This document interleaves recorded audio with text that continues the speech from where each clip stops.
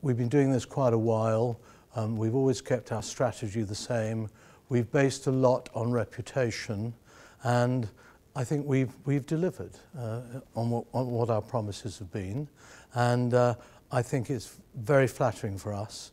And this particular award, I think this is the 4th year we've been involved in the top 10. And I think the company has been very successful in winning a number of things. And this is absolutely, judgment by your peers, I think it's the highest award that we could possibly win.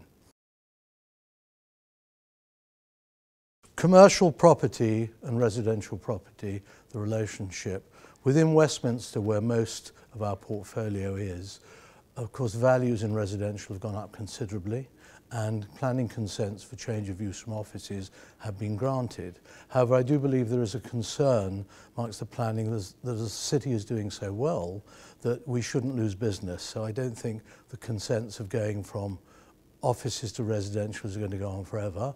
The value is greater, but I think that residential, there's a great place for it.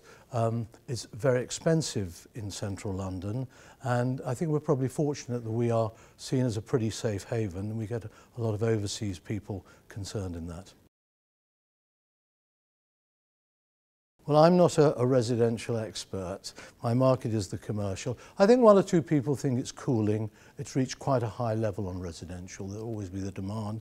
I think commercial property is doing very well. The areas that we focus on are two areas. One is the West End of London, just outside the Prime, and an area really for the creative industries that we call the Tech Belt, which runs from King's Cross, misses the city core, and goes on to Shoreditch. There's great demand there. I think that now occupiers are very discerning. They know what they want. They want modern accommodation, and our job has been to try and create offices for today and tomorrow. Well, I think the biggest challenge always, we're doing pretty well, quite happy, but the bar becomes higher every time, and we look to achieve. Nobody should become complacent, and I regard that as the biggest challenge overall for the company. I think to enjoy good reputation and also to deliver good products. We've been associated with many great buildings. We've been nominated for the Sterling Prize, which we didn't win, which is an accomplishment for office building.